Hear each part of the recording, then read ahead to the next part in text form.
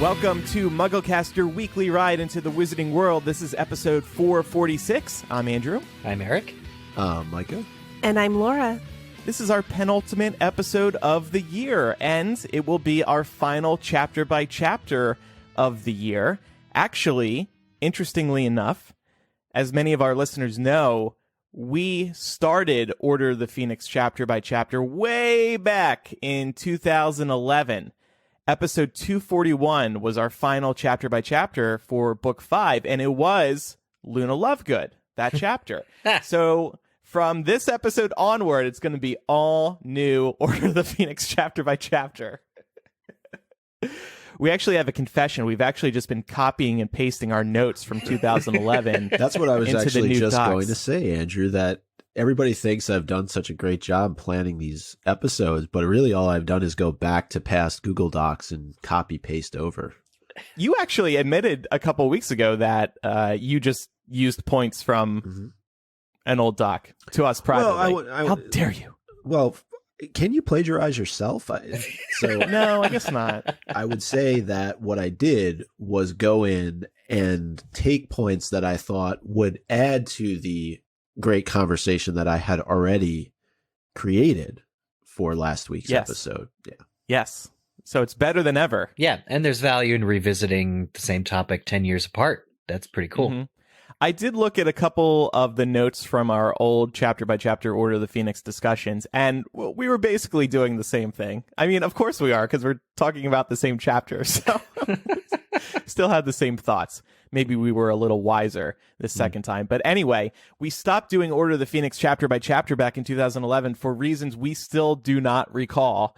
So this time we're actually going to stick it out and complete it. By the way, given that we are in the holiday season, I actually, with work, went out to volunteer yesterday. We do it every year, and it was a lot of fun. We went to a third grade class, and we were tasked with building gingerbread houses. Now, you can imagine what it's like trying to build gingerbread houses with third graders. All they want to do is eat the gingerbread house materials, and then they get all wired, and you're with them for several hours. It's a great experience. I recommend everybody do it. It also gives me a great appreciation for teachers who have to live day in and day out with that level of energy for hours on end. So, Laura, I know that was something that you did for a period of time. Mm-hmm. But anyway, I sat down at the table with my group, and next to me was this young 8-year-old girl named Eva, who by far built the best house, at least at our table. And she started talking to me about how much she likes Harry Potter. And so we got into a conversation, and of course I asked her, who's your favorite character? And she said Hermione, but she was surprised that Hermione was put into Gryffindor. And I asked her why. And she said, because she's so smart. And Ouch. I just thought that was a lot of intuition on the part of a 8-year-old. And she told me her favorite professor was Lupin. She also liked Hagrid. And she had been to Orlando. And then as soon as I asked her whether or not she'd been to the theme park, she kind of like lit up and she's like, have you been on the Gringotts ride? So, like, it was just so cool to see somebody that young who was so into Harry Potter. Yeah, that's really cute. And then you thought about recommending MuggleCast, but then you remember we get a little inappropriate on this show from time to time. Right. Maybe she could go back and listen to the early episodes. When we were 8 years old? When we were 8 years old, yeah. But yeah, very cute. Had a great time. That's great. And I actually posted a video up on Twitter, which MuggleCast retweeted. But I'm a little curious. Somebody that young, was she reading the illustrated editions or the real books? good question. Don't know. I did not ask. Okay. We'll have to have her on the show and follow up on some of these questions. But she does watch the movies. Cool. She says she hasn't finished the series yet. She's on Half-Blood Prince. So she's 8 years old, which means she was born the year that we last finished Order of the Phoenix chapter by chapter. Oh, gosh. That's disturbing. Oh, man. That's really disturbing. Yep. I was going to say, if y'all want to feel old, Eva didn't exist when we started this show. For another 6 years. Yeah. and even better, She said the rule in her house is that you have to read the book before you watch the movie. Oh, Nice. that is a great household. Oh, man. Those are awesome parents. Parenting done right. Good stuff. We also got this email from Kayla. Hey, MuggleCasters. Last night I went on a Harry Potter booze cruise and ship was lit. Had way too many... We just went from one extreme to the other, by the way. Innocent girl to party girl on a cruise ship. Ship was lit. Had way too many butterbeers, but still somehow managed to score 100% on trivia, but so did 3 others. The tiebreaker, Albus Dumbledore's full name. In my inebriated state, I still managed to get his full name correct, and I think I owe it all to you. I won the Triwizard Cup and obviously had them fill it up with more butterbeer. The bar witch was so freaking excited to make one in that cup. Thanks, MuggleCast, for contributing to my epic takedown. 20 points to Gryffindor. That's fantastic, Kayla. I love that. I hope Kayla got home safely afterwards. I want to know about this Harry Potter booze cruise. Yeah, what is that? Can we do this together in 2020, Andrew? Sure. Yes, I would love to do I've this. never been on a cruise, so that'd be exciting for me. Ooh, it's fun. I love how the bartender is called the bar witch. Yeah, right. Kayla didn't have to say that, but she is in character. In character. Mhm. Super stoked. Congratulations. And congratulations to the other people who got 100%. That's pretty cool, right? Yeah, some I smart mean, people on that boat. Andrew, you and I know how hard it is to get ahead. At some of these questions are a little wonky. Oh, yeah. But good for that. That is a good idea. Let's go next year before Warner Brothers starts shutting down these Harry Potter cruises. I can't imagine them being very cool with that. Agreed. And still in the holiday spirit, I actually came across a book I want to recommend, or 2 books, but one of them is specifically for Harry Potter fans, and that's called Law Made Fun Through Harry Potter's Adventures, 99 Lessons in Law from the Wizarding World for Fans of All Ages, and it's by Karen Morris Esquire and Bradley S. Carroll Esquire. This book was sent to me as part of like a review. It was like a review copy, and I read it, but I went through it and I was like, oh my God, this is amazing. They basically take all the instances in all the Harry Potter books that have basically a tie-in to real world law. So for instance, bank robbery. Because Harry Potter, I often forget, but yeah, they rob a bank. They break into Bellatrix's vault. And it talks about the real world sort of rules and laws and punishments for that sort of thing. And there's also obviously a lot to do with book 5, which is why I'm recommending it. There's a lot to do with government setting the curriculum of schools, of public schools, and a lot of really interesting lessons. And none of it is like very heady. They managed to break it down into like the segments that make the most sense. So I read this book and I loved it. And I highly recommend it. The Kindle version is only $3.99. Cool. I'm going to get this for Andrew because I guarantee that there's something in there about Hogwarts being a security nightmare. Thank you. I would like to read more about this urgent issue. So that was definitely something I wanted to throw in for any last minute Christmas gift givers.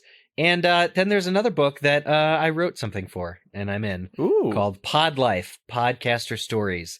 And I tell in this book the story of how I first joined MuggleCast. Nice. But it's a bunch of stories. If anybody out there is looking to start a podcast, this is there's like 20 other people who wrote as well how they started their podcasts. And it's a local sort of Chicago podcast group called the Southgate Media Group that put this all together. And it's just really inspiring stories. Also, every podcast is way different and everybody comes at it for like way different reasons. So it's also an inspiring look. It's too bad you didn't get to write in this book next year because you could retell your time on the Harry Potter booze cruise that we're taking. I'm sure that would be worth its own book. You and I can write a book. Sure. Or all 4 of us can collaborate. It's time now for Chapter by Chapter. We're diving into Order to the Phoenix, Chapter 11, The Sorting Hat's New Song. And we will start with our 7-word summary. Umbridge Takes Dumbledore's Spotlight. Down.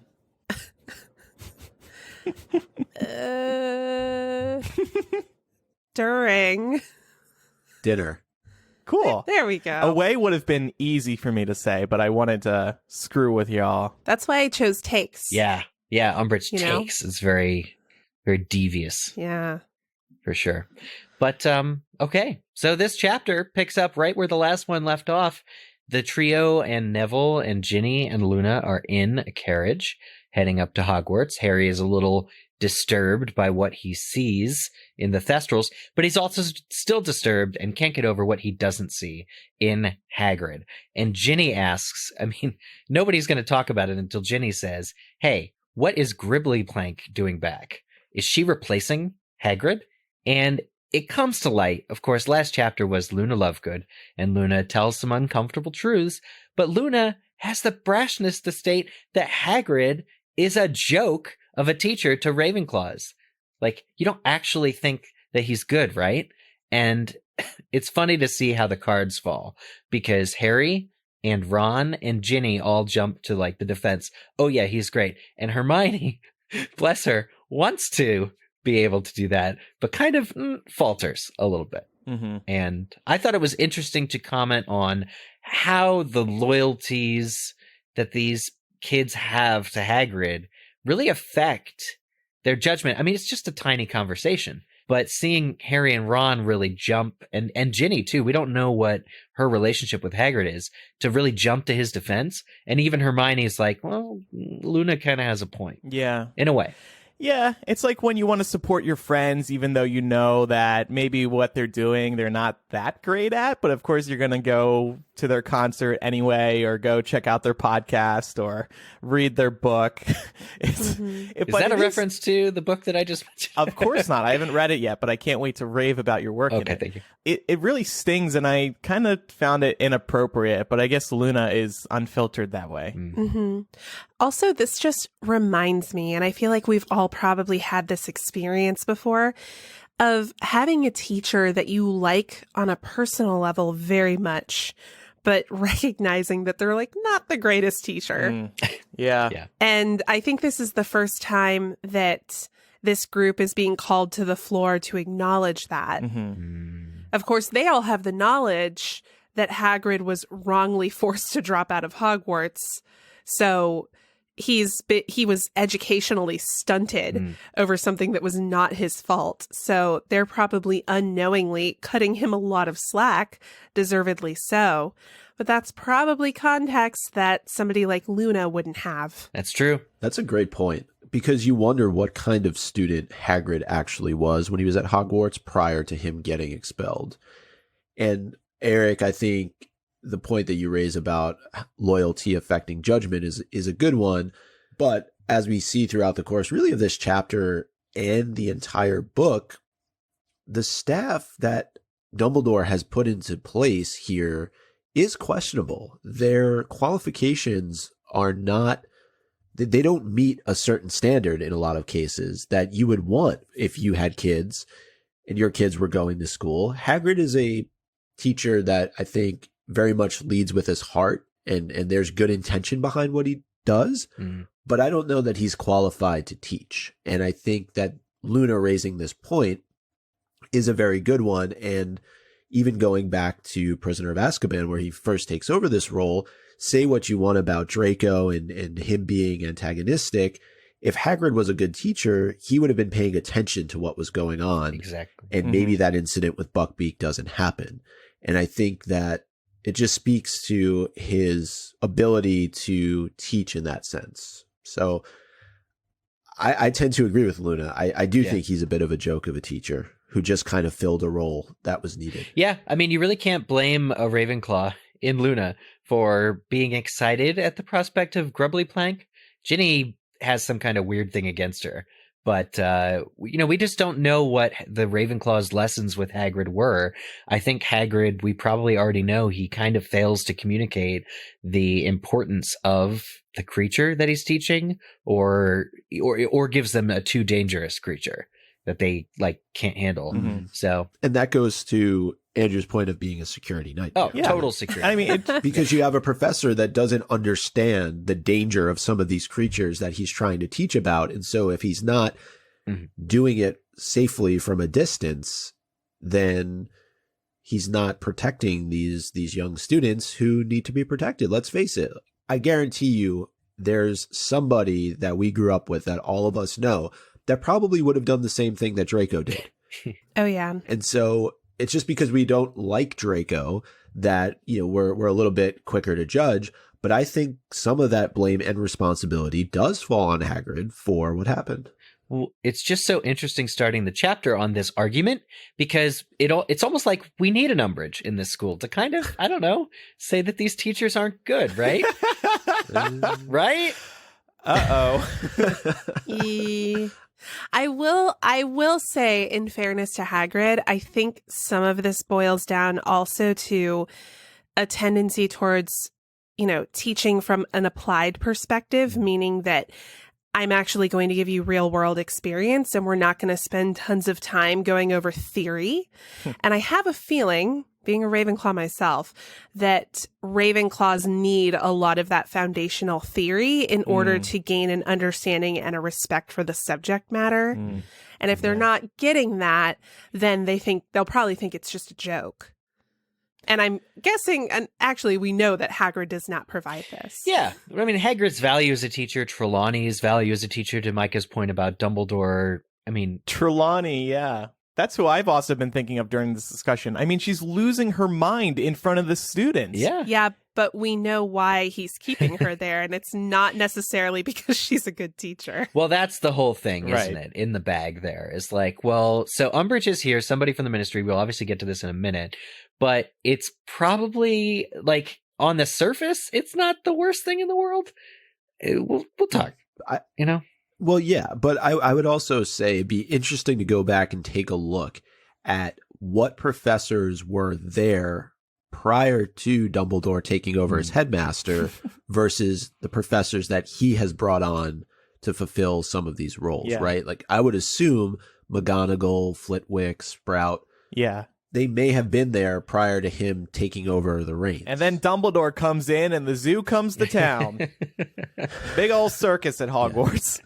It's basically Circus Arcanus at Hogwarts. Yeah. Well, I think that Dumbledore likes to give people chances. Yeah. I agree with that. I mean, we even see this with Mundungus Fletcher. He tries to be very intentional about not holding people's pasts against them. Yes. And I think that he tries to allow people to have opportunities for redemption.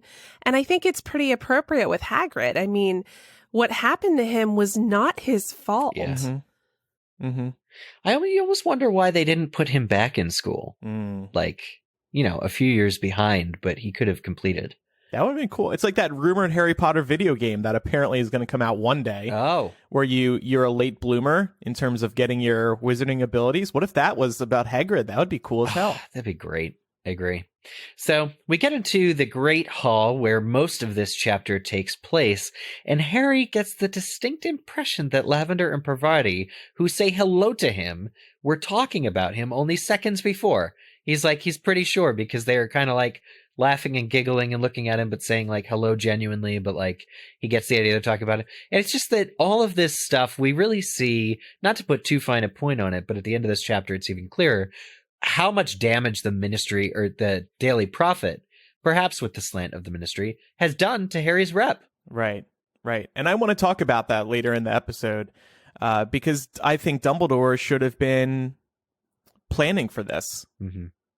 Because Harry, throughout this chapter, starting with this moment, is being treated poorly by his fellow students, and it's not fair to Harry. Yeah, it's just kind of shitty that fellow Gryffindors were talking about him.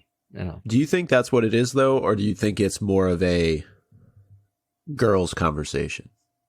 Meaning, like, they're interested in Harry, like beyond what's being said. He's cute. Yeah. I think that's next year. Yeah, Parvati also did not have a good time with Harry at the Yule Ball the prior year, so I don't know.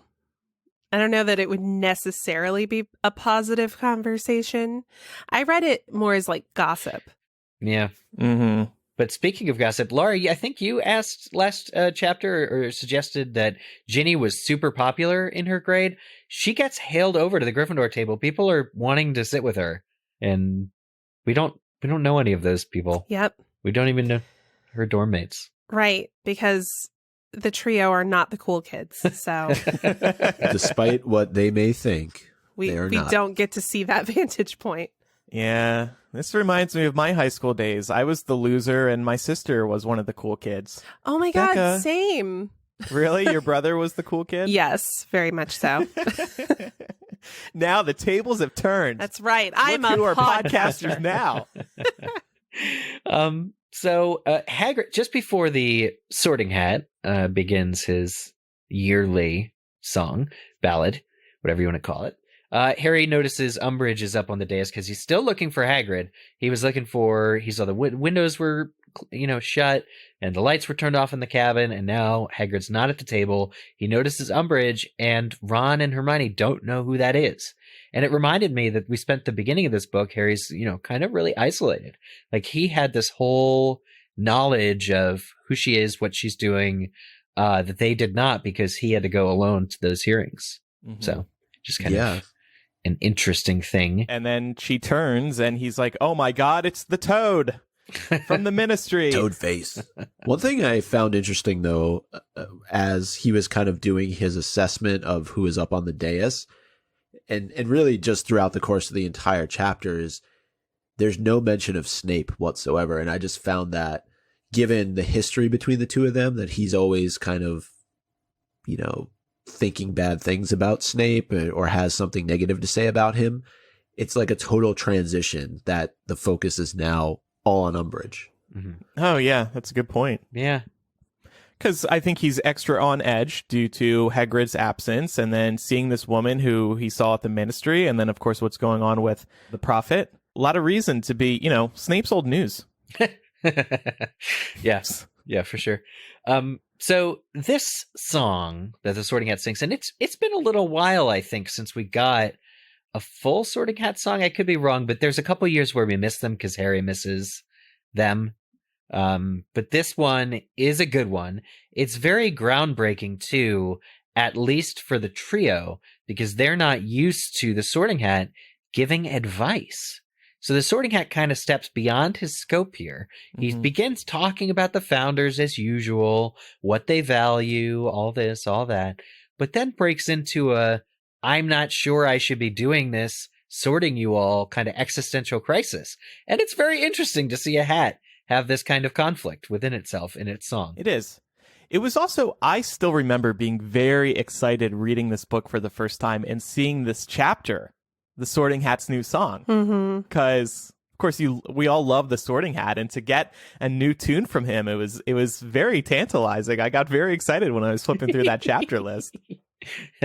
Oh, I did that too. Did you do that thing where like you read all the chapter names first? Yeah, you just can't resist, right? And it's normally not too spoilery, so no, yeah, I did the same exact thing the first time I would read the Harry Potter books. But something about the founders I thought was interesting, and I hadn't heard this before, but they were all friends. We kind of knew they got along. They started Hogwarts, but Slytherin and Gryffindor, in particular, the Sorting Hat says, for were there such friends anywhere as Slytherin and Gryffindor? And I'm thinking, this is like a Professor X Magneto thing. They were like best friends. They were really close, Slytherin and Gryffindor. And more to the point, like all of them were really, really close. And I always thought of them as having like, just different personalities. After all, we know that the houses are molded after the four fates of Greek theory and all of that. But I always thought of them as colleagues. I never really thought of them as friends, but the way that the Sorting Hat kind of says it makes me think of like James and Sirius, I was going to say, Andrew, you can write your next Never Sever Us based upon this description.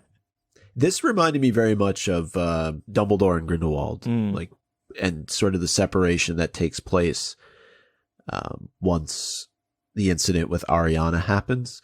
So just those kind of parallels. Clearly something happened between Slytherin and Gryffindor and we know it's related to just teaching purebloods, but yeah, there's like that one incident that finally drives two people apart that are extremely close, because there's this such a strong difference of opinion. It kind of just blew my mind there. Would you say that Dumbledore and Grindelwald are the difference between Gryffindor and Slytherin?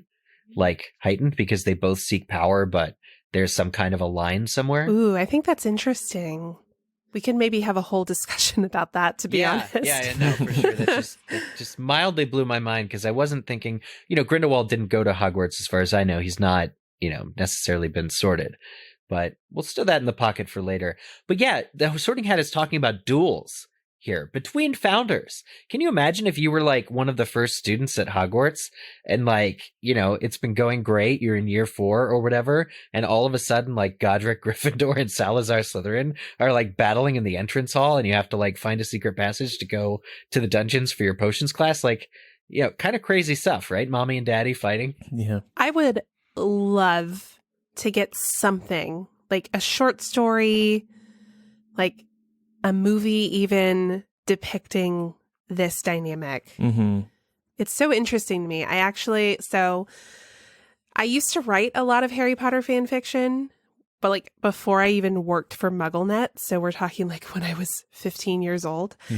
And I actually did like a flashback in one of the fan fictions I wrote that showed the split of the Hogwarts founders. And in my headcanon, Slytherin and Ravenclaw were romantically involved. And the breaking point where Slytherin decided, screw this, I'm leaving this school, was when Ravenclaw finally turned against him after he was getting a cold shoulder from Gryffindor and Hufflepuff.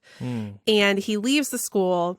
He comes back to try and convince Rowena to go with him. She refuses. Something sort of like undisclosed erupts in terms of an argument about this. And it ends with Rowena Ravenclaw dead. Ooh. And I was like, okay, like this, whatever. I was basically a child when I wrote it. But then years later, we found out the story about the Grey Lady and the Bloody Baron. And I was like, oh, this is kind of reflective of what I imagine happened, except she stole your story. She like went on to MuggleNet fanfiction and took what you wrote and just edited it slightly. I'm fine with it. If J.K. Rowling ever thought that anything I wrote was good enough to steal. But Laura, the royalties. Take it, imagine Joe. I don't what care. you could have. Just give me an autograph. Just pay for my student loans and we'll call it square. I think this really illustrates there is a lot of crossover, though, even between Slytherin and Ravenclaw. There's a huge amount of overlap, I think, between the houses. And the Sorting Hat, with the song that overall calls for unity more than ever, the Sorting Hat is like, we get a band together. I probably shouldn't even be sorting you, but I gotta. Is calling for unity. And there's a really lot, like, it's really important to focus on how they were all friends originally and how, quote, discord crept among us, feeding on our faults and fears. And he also says after Slytherin left, never since the Founders 4 were whittled down to 3 have the houses been united as they once were meant to be. And he's just talking about the strength of us overcoming our faults and fears to live in harmony. And I think that's obviously a very noble goal, a noble dream for a hat to have. But it's something we should all aspire to ultimately. And of course, the hat here is recalling this story because the hat sees this happening in present day. And I'm also not surprised generally by how the Founders fell apart, or at least Gryffindor and Slytherin did, because when they're putting together such an important place like Hogwarts, naturally, they're going to run into some conflicts.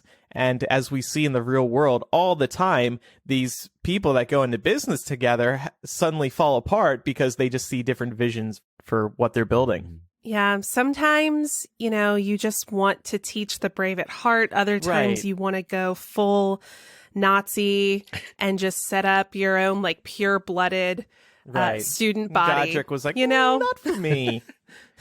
Different ideas. The fun thing about reading it now is we know that Slytherin still had his secret chamber. Like when he left, he still prepped for some kind of a post-apocalyptic, like I will still be able to have my influence even after I leave garbage. Like it was very cunning of him, I guess I should say, to leave, but while still putting that all together. Right.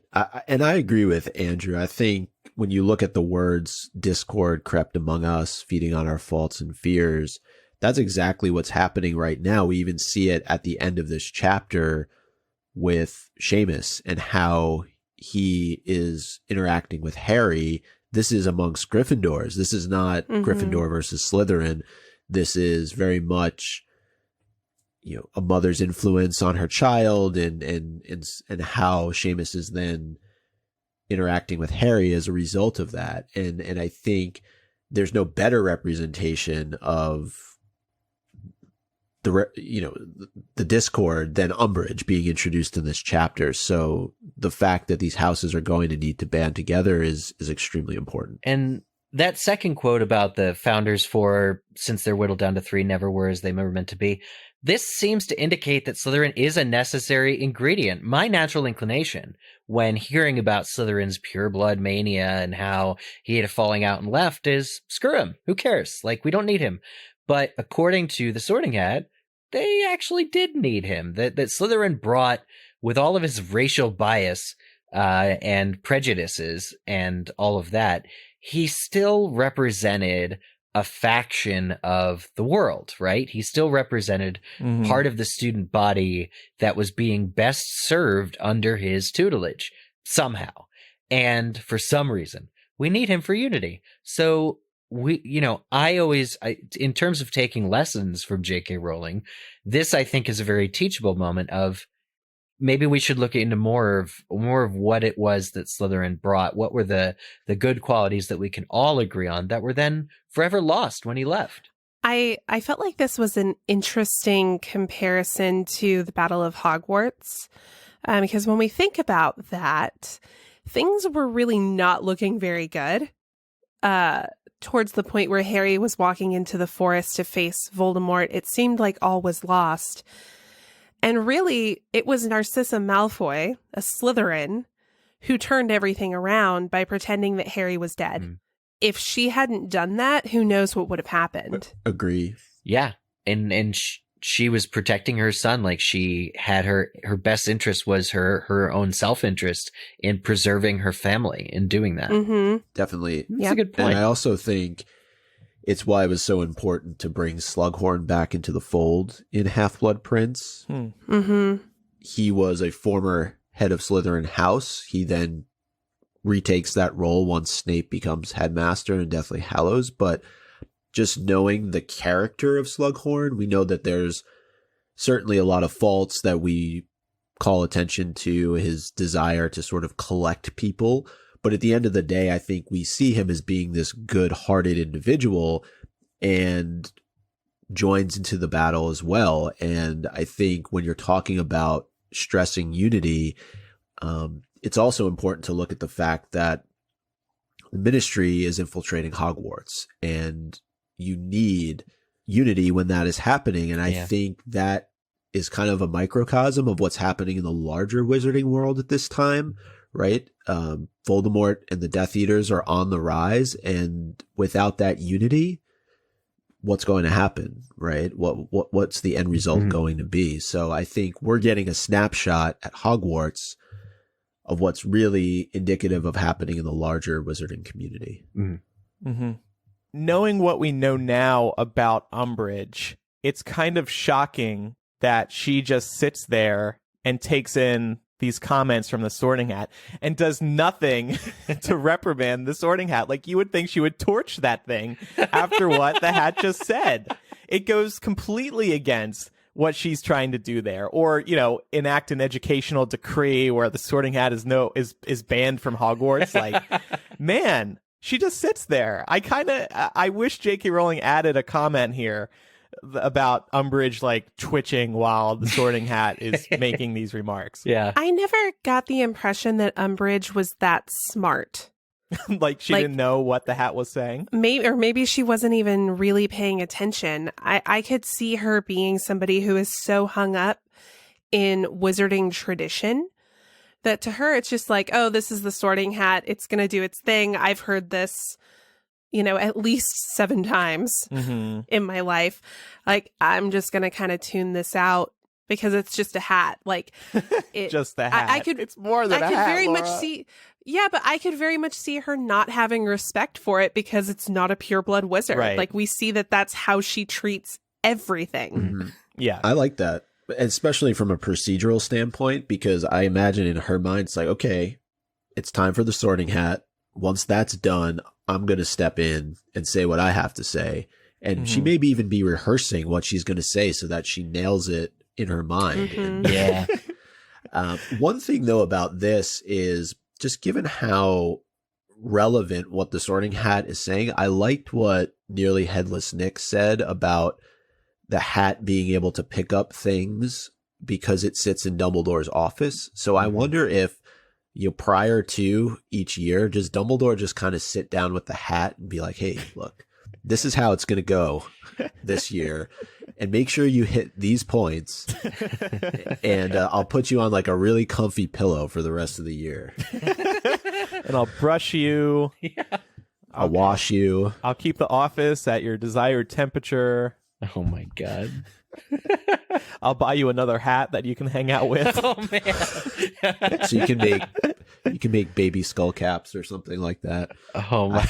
I don't know. When two hats love each other. I love that. Like that's cool. The fact that the hat can pick up on things that are going on in Dumbledore's office. Yeah. Yeah. I mean, it once was Godric Gryffindor's own hat too. So you often kind of wonder if it was biased in some way, but it appears not to have been. It's doing the school a real solid. The problem is there isn't very much follow through that anyone's doing to kind of think deeper or do any more of like a aha after the Sorting Hat. Like Ron just says, branched out a bit this year, hasn't it? And everybody's like, yeah, it kind of has. Interesting. But there's no follow through. Like, what does unity actually look like? And although we see that with Dumbledore's army later in the book, that's unity under intense pressure. And if there had not been this outside pressure of Umbridge, I wonder if anybody would have actually kind of reached across the aisle and reached across to the other houses and really tried to follow the Sorting Hat's advice. Or would they just have kind of forgotten it? I think it's hard because sorting is kind of a self-fulfilling prophecy, especially sorting as young as this society does. And I feel like even when we think about houses, if somebody does something, we'll be like, oh, well, yeah, Andrew's a Gryffindor, so of course he would think that way. And it's kind of like this self-fulfilling prophecy where you justify somebody's behavior based on what house they're in. Mm-hmm. And then people just sort of like tend to grow and accept truths about themselves based on, their house identity. Mm-hmm. And that's why you see things like, I think it's later in this book where somebody expresses surprise that Hermione's not in Ravenclaw because of how smart she is. And it's one of the things that I actually really admire about Hermione is that when presented with the choice, she was like, well, I already got the books and the intelligence thing down, so I want to go this other path and see what comes of it instead of just falling into what's easy for me. Yeah. And we see Hermione actually develop as a character because she becomes far more brave over the course of the 7 books than I think she would have if she'd been sorted into Ravenclaw. Yeah. Absolutely. Diversity strengthens these characters. And to that point, Laura, she's really the impetus behind Dumbledore's army, and I think that speaks to her courage. Mm-hmm. Yep. So it is nice that Nearly Headless Nick does say the school or the hat itself feels honor bound to deliver this. And although times are dark, it is actually not the first time that the hat has issued a similar warning. So I'd be interested in learning what the previous circumstances surrounding that were. Oh, I bet it totally did it during the Grindelwald conflict. Yeah, the first Wizarding War against Voldemort, a couple other times, but oh, you may not think I'm pretty, but have you seen Grindelwald? Oh my God, that guy is really ugly. Looks just like Johnny Depp.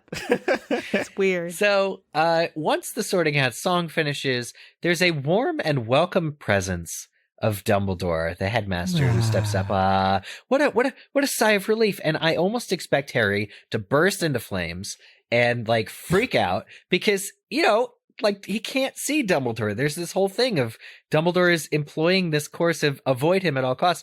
But for some reason, whatever Scar connection is causing Harry to flip out isn't active right now. And Harry is able to gain comfort, right? He's seen the Thestrals. Yeah. you know, I think Harry's a little in denial at this point in terms of his relationship with Dumbledore, because then at the very end of the chapter, he's like, me and Dumbledore are in this together. yeah. And I'm thinking like, he's blocked you. He's ghosted you. It's over for now. It's kind of a weird like setback or change of pace here for Harry to be like so comforted by Dumbledore. Harry should have stood up in this moment and said, hey, Dumbledore, can we finally talk, please?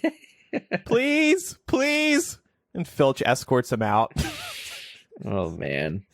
Dumbledore calls for security. He pulls Harry away. But again, it's the unity over a common enemy, because although Harry is feeling comforted, weirdly, by Dumbledore's presence, Dumbledore gets interrupted in his announcements.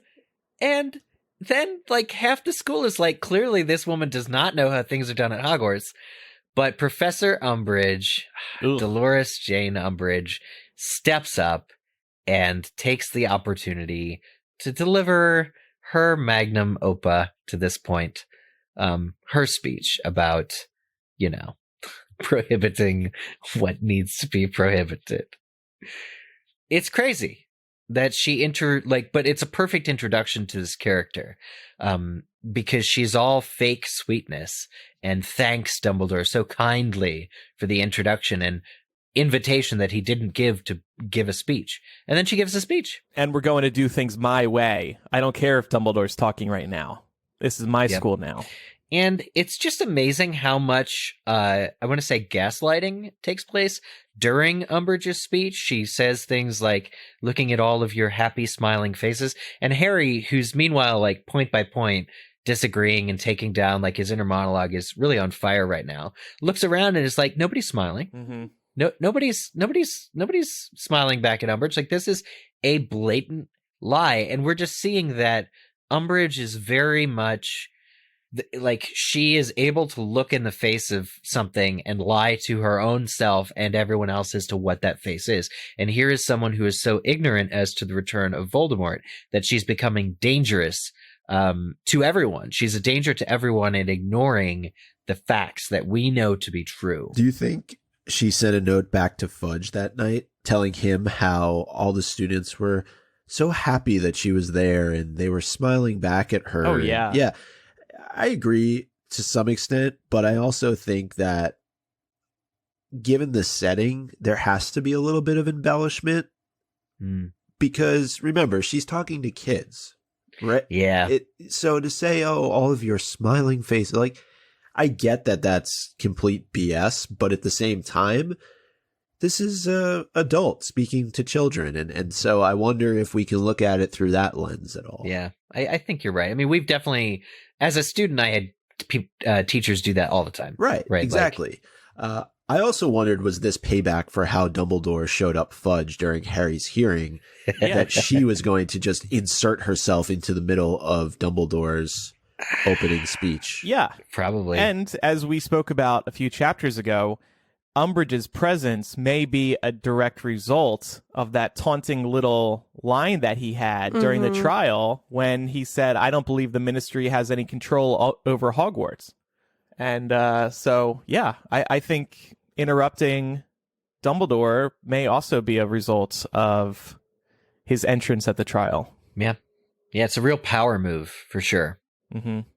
Do you think Dumbledore should have clapped back, or just to avoid a scene, just let it go? I think he played it just right, quite honestly. Yep. I think in that situation, because it was so unexpected, he understood exactly what was going on, and to make a scene wouldn't have done anything for him. It probably wouldn't have come across very well to the students. And then also, Harry does a very good job of picking up the reactions and the true feelings of some of the other professors. I think it's noted how McGonagall responds just in her facial expressions several times during Umbridge's speech. Sprout also. So I think Harry, he gets what's going on here. So even though Harry was listening, nobody was listening more intently than Hermione, who, of course, and this comes up in the movie too, perfectly summarizes Umbridge's speech as saying, the ministry is interfering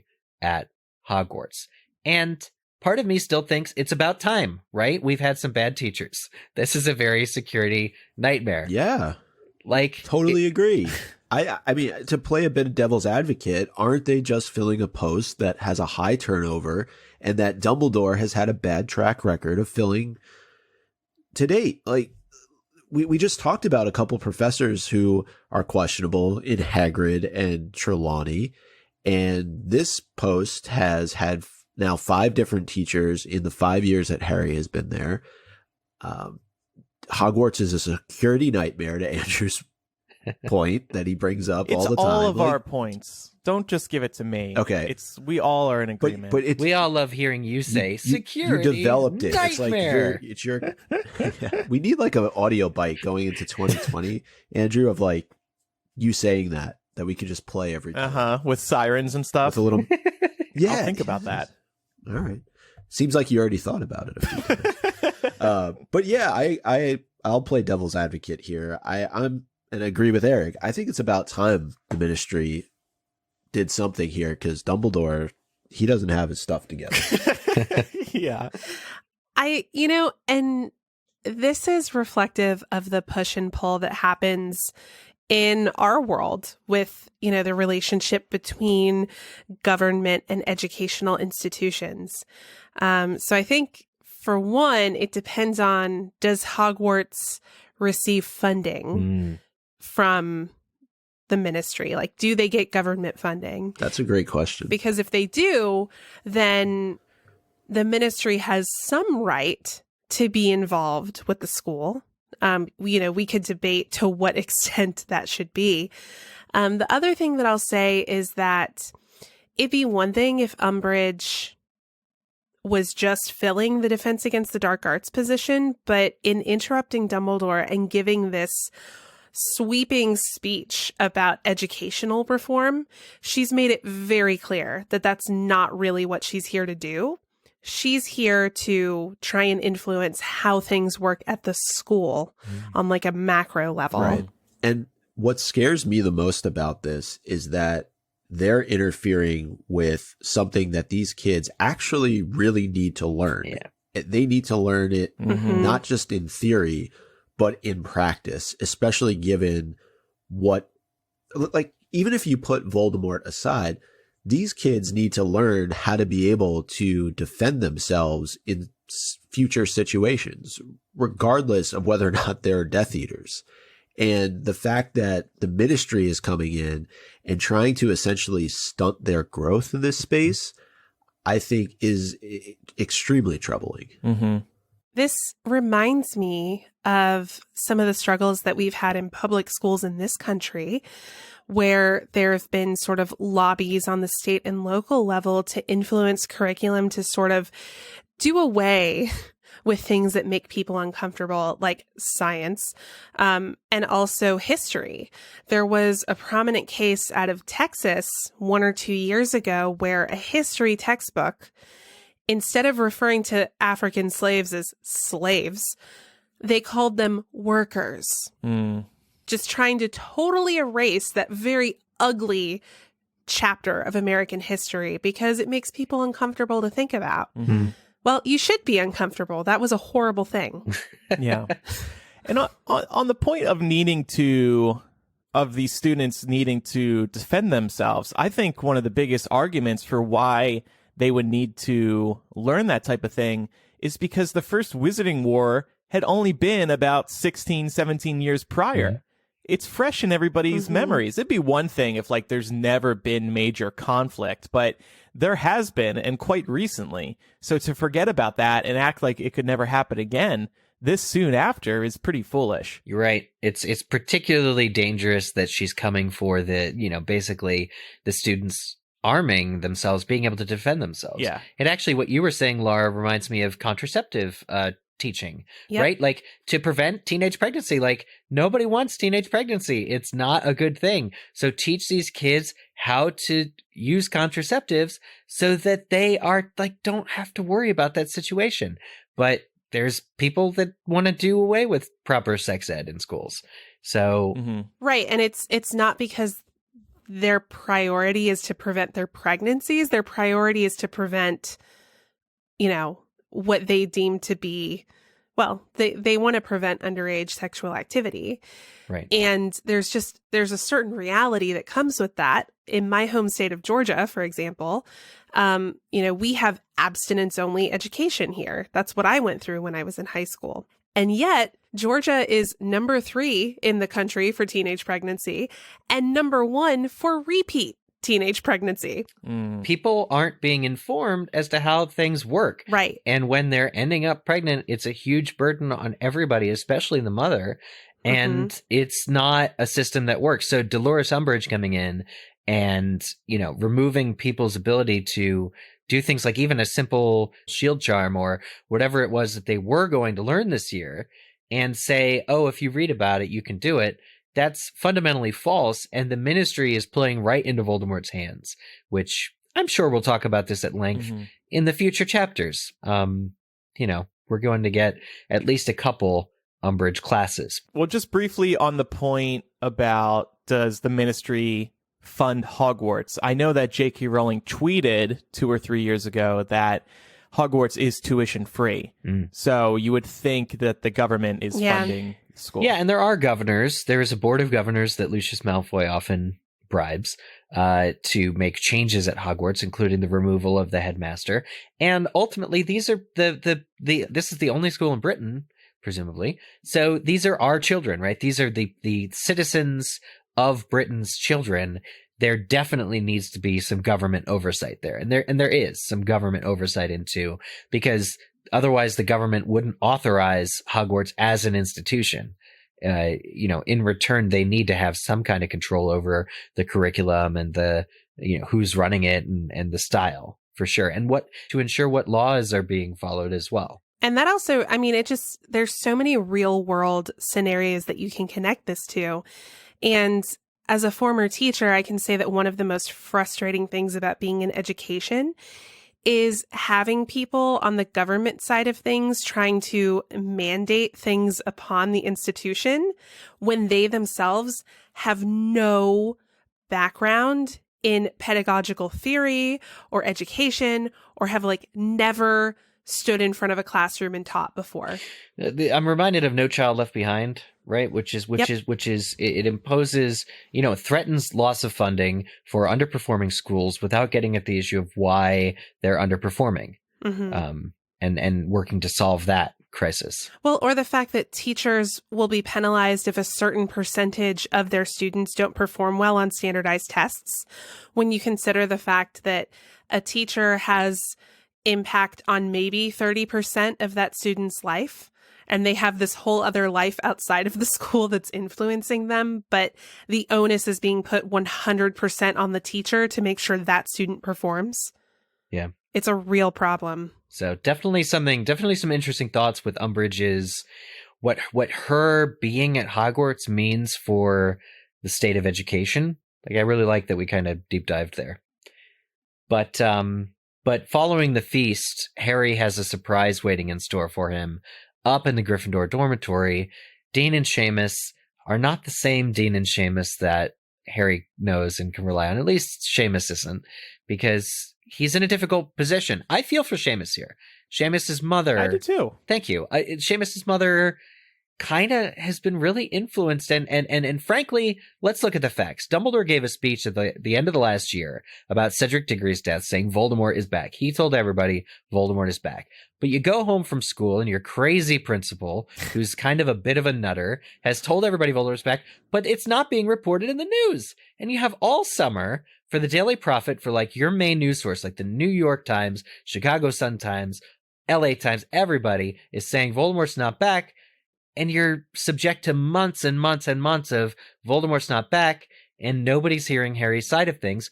Who are you more apt and inclined to believe if you're a person who always relied on these news organizations to tell you what was and what wasn't in this world? And it doesn't sit right with me that Dumbledore did not do anything, or maybe he did foresee this situation coming up. I don't know. But then to let Harry come back to Hogwarts and deal with all these people who are thinking that Harry made that whole story up about Cedric. I think he should have said something in his opening speech. Ooh. Or maybe he didn't because he was afraid of what Umbridge would do. Yeah. But it just seems irresponsible of Dumbledore to let Harry hang like this. Because he's going to deal with this a lot, and it's unfair for a teenager to go through. I wonder if we need a Dumbledore sucks counter to start. Because he's really he's really put a situation in Harry's lap, like you say. We need to we would need to start back in book 1. That would be fun to do, though, in a loving way. I do think Seamus is a bit of a prat, though. Just the way that he's acting towards Harry, he's trying to dig out information that Harry clearly doesn't want to provide, but also shouldn't have to, because I don't believe that him telling Seamus what happened in the graveyard is going to in any way alter Seamus's opinion of him and Dumbledore at this time. I think it would. A face-to-face retelling of what happened, and to see the emotion in Harry's face as he's recalling this, it would definitely be difficult for Harry to do. But, I mean, we see this in movies all the time. You have a heart-to-heart with somebody, and then they believe you. Yeah. But should he have to, though? Because think of how many people then he would have to do that for. Well, so then he had, they do this interview later in the book, which I think was a good idea. So no, he shouldn't have these face-to-face one-on-ones with everybody, but maybe just the people in his dorm. Yeah, the people he has to sleep next to. Right. And Harry acknowledges that he never had the chance to tell the school what happened. So I think Harry does feel like that is necessary, or at least J.K. Rowling is trying to make the reader believe that that was necessary. It's just hard because I do see why Seamus would feel the way that he does. His mother obviously has a lot of influence on him, and she may be struggling herself to understand exactly what is going on. And she may not want to send her son back to a school where this old man is just rambling about the return of dark wizards, and her son has to sleep in the same dormitory as Harry. I'm sure she knows that. And just given all the things that have befallen Harry over the course of these first couple of years he's been at Hogwarts, maybe she feels like Hogwarts is a security nightmare. I do wonder, though, in the cases of these parents who think about not sending their kids back to school, would Seamus's mother be considering sending him to a different wizarding school? Like, surely she wants him to be educated. I think so. But what are the options? Like, I don't think we know of anything else in the UK, do we? No, but he'd have to go to Beauxbatons or Durmstrang or Ilvermorny. Yeah. Either way, he's going to a different country. Mm-hmm. What would they call him there? Shamu? Wow. Shamu. Here in America, where we don't understand pronunciations of things, they would call him Seamus. That's what I was going to say, because I definitely pronounced his name that way when I was first reading the books. I'm just going to call you Sean for short. Seamus. But this is a tough scene, though, for Harry, because I think that he doesn't feel validated in any way, and he really hasn't since the start of this book. You think of all the things that he's gone through, and then he gets up to his dormitory. The reaction that he has when he comes into the Gryffindor common room is just one of comfort. He finally feels safe to some extent, and then that's completely thrown in disarray once he goes up to his bed and he has this fight with Seamus, and it's like no place he can go where he actually feels that he can get away from any of this. And I think that's the continued isolation that we see him go through, and he's been through in many instances already since this book started. And good on Neville, though. Finally, somebody stands up for Harry. Yeah, Neville and Ron comes in with the saving. Does anybody else have a problem with Harry's parent? And I earlier in the chapter, J.K. Rowling referred to Ron as though he were a mildly amusing television program, and he's definitely chewing on chicken while trying to speak to Nearly Had This Nick, who's deathly sad that he can't eat food anymore. He's very insensitive. But he comes to Harry's aid, and he is a really good friend to him. And I really appreciate Ron. I really appreciate Neville in this, the chapter's end. Mm-hmm. Yeah. I do want to say there's scene that made me laugh in the middle of this whole tense argument when Seamus goes and sits in his four-poster and so angrily yanks his curtains that they all fall down. We've all had that moment, though, where we're... Oh, I was like, that's me. Like, that would totally happen to me. Like, trying to make a point, just like, well, fine. And then it all falls down. Yeah. Didn't he, was it him who brought his wand to bed? Like, that's a little... he should be this Man, he's afraid somebody's going to attack him in the night? Yeah, just think about Sirius. He was able to get in there. But... Criminals are able to get into... But I would just go back to what we said earlier, that this is a perfect representation of discord happening. Not just amongst Harry with other houses, but within his own house and with people who are close to him. And I think that just speaks to the current state of things right now for Harry. Yeah, and it's not like Seamus is like, I won't believe you, I won't listen to reason. It's that Seamus and Dean, to their creditors, like, can you just give us a little bit more information as to what? And like, Harry shouldn't have to. Yeah. You're right. Harry should not have to. And he's getting very triggered by the thought of this, and presumably still having nightmares about Voldemort's return, which happened only like 3 or 4 months ago. But they need that little bit of, right. They just need an opposing viewpoint, right? Like, just tell us something. Right. And maybe Ron should have stepped in here and privately spoken with them. Yeah. Come on, Ron, be a good friend. So it is a bit concerning that Harry, again, is a little isolated here. And it's just having to deal with some new problems in this new year, this new school year, which we'll talk about more in the new year. Yeah. And I do like that this forces Harry to put himself in Dumbledore's shoes and empathize with him a bit and realize, oh, because Dumbledore believed me and took my side, he probably faced the same kind of situation with his peers. Yeah, I mean, Seamus brings up the Wissingamot and Dumbledore's removal from that, and he's and Dumbledore is or Seamus is seeing it as like, oh, this was this highfalutin government appointment, like in the government, and Dumbledore's removal means that he wasn't qualified. But Seamus is failing to see the nuance there of, if the government is corrupt, leaving the institution is actually a good move. That means good things and shows character. So bit concerning there but it makes, ultimately Seamus's argument kind of makes sense here. You hate it, but you can't help but see where it came from. All right, well, I think we're off to a good start with chapters we've never discussed here on MuggleCast before. It's time for the Umbridge suck count. At last check, Umbridge sucked 7 times. I think we're going to add a few to the board today.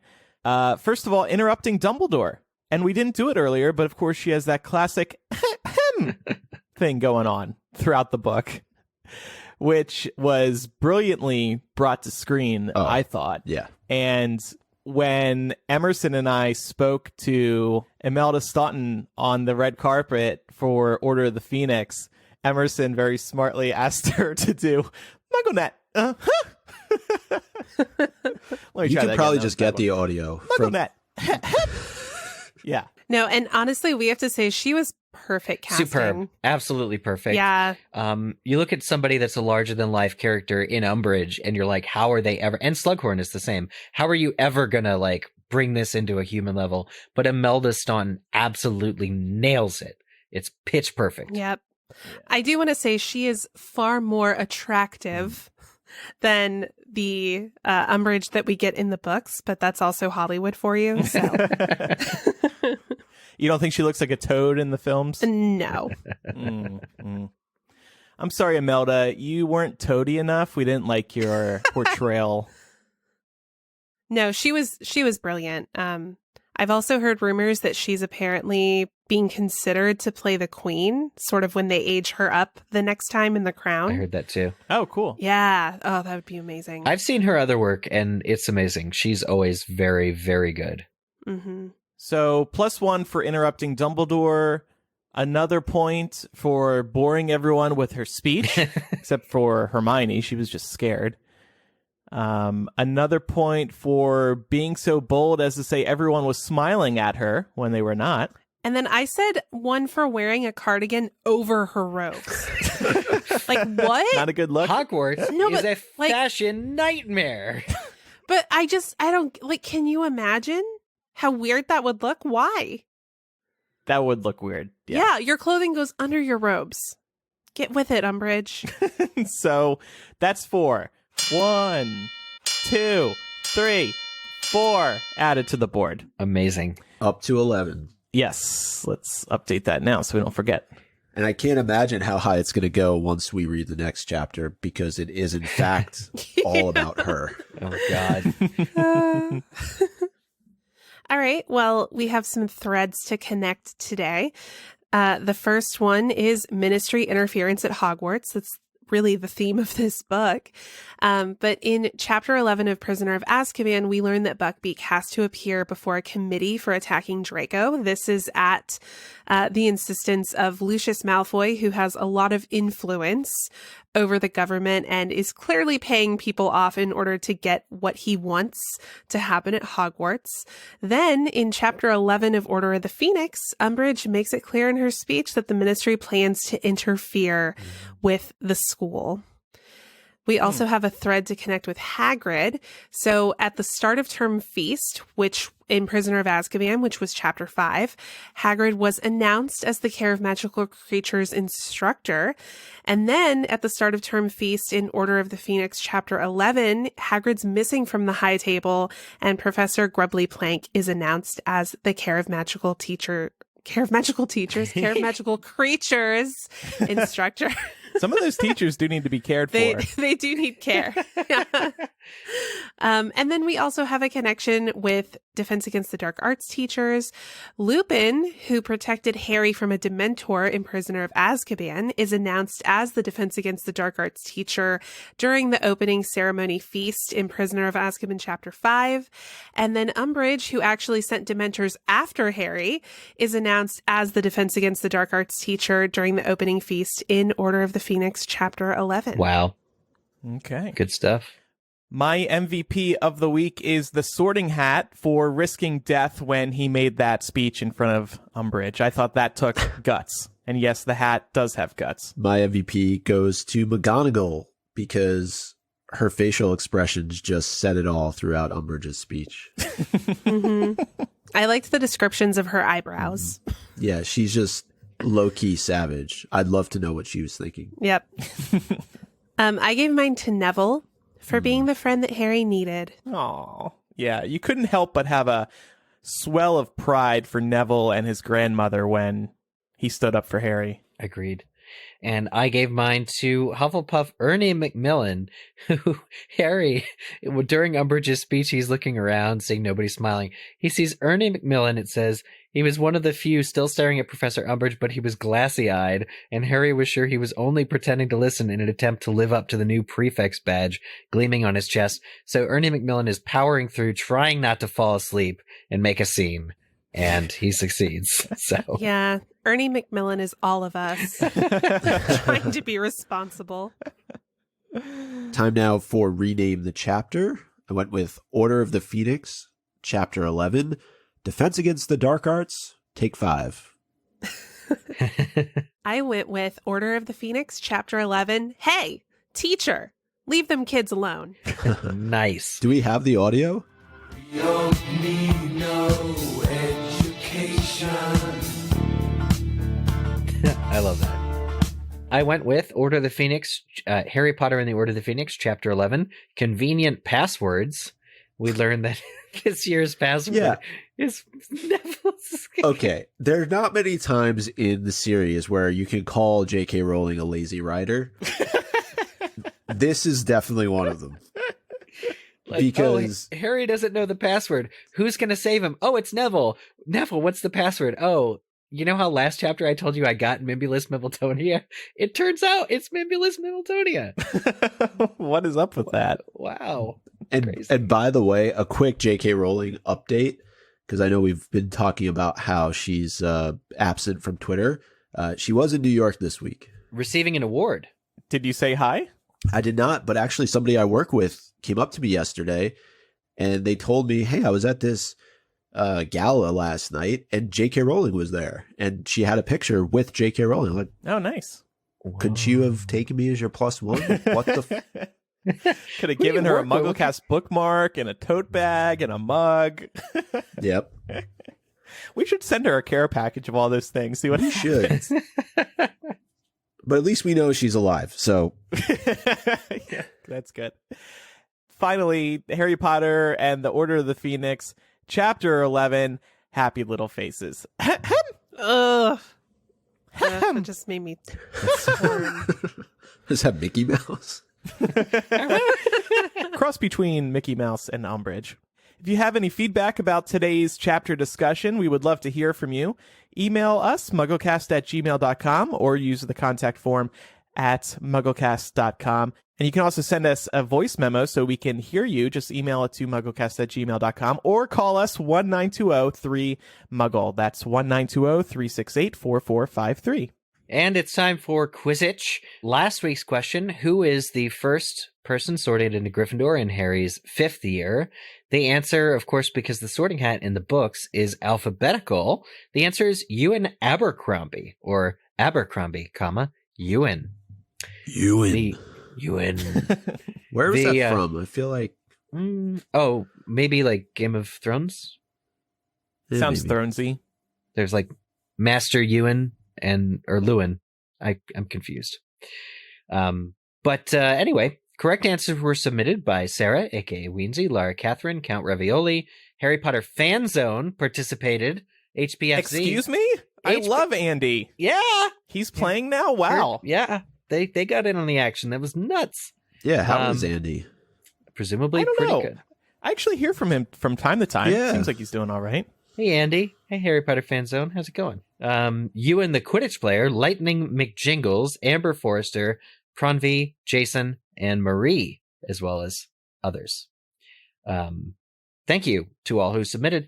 And actually, we can't do a Quizitch this week because there's our next episode's recording in 30 minutes. So there's going to be no opportunity for people. It wouldn't be fair to hold another Quizitch round. So there will be one on next week's episode, but there's not actually a next week's question this time. Okay. Yeah. Well, that makes sense. Yes. Next week is our big decade in review for the Harry Potter fandom. We're going to be reliving the biggest moments in fandom from the past 10 years. It's interesting. The decade began with the final 2 Harry Potter movies, and it ended with the first 2 Fantastic Beasts movies. And it's really been a decade of transition in the wizarding world. So we're going to talk about everything that has happened. It's going to be fun. It's going to be a great way to end the year. And do you guys know that MuggleCast ended and came back in the past decade? So it's been very eventful for us as well. Yeah, it only took like one episode, didn't we end and then we were back like 2 weeks later? It was literally 2 weeks after we ended MuggleCast that J.K. Rowling announced Fantastic Beasts. We would love your support on Patreon. It is what keeps this show going. We are weekly because of our Patreon supporters. Patreon.com/MuggleCast is where you can pledge, and in return, you will receive instant access to lots of benefits, including bonus MuggleCast. You will be able to also tune in as we are recording our live streams. You will get ad-free MuggleCast. You will get access to our show notes and a whole lot more. We will be announcing new benefits in the new year, so stay tuned, including our annual physical gift. And while we may not announce that one for a few months, we can tell you it's going to be a good one because 2020 is MuggleCast's 15th anniversary. So we're very excited. That makes me feel so old. MC15, baby. It almost rhymes. Hashtag it. I love it. So thank you to everybody, whether or not you are a Patreon supporter. We really appreciate that you listen to us, that you support us through following us, through listening to us, and maybe even pledging. So thank you, thank you, thank you. We are so grateful that you are a part of our lives, and we hope we've been giving you lots of joy over the past 15 years. So with that, thank you, everybody, for listening to this week's episode. I'm Andrew. I'm Eric. Micah. And I'm Laura. Goodbye. Bye. Bye.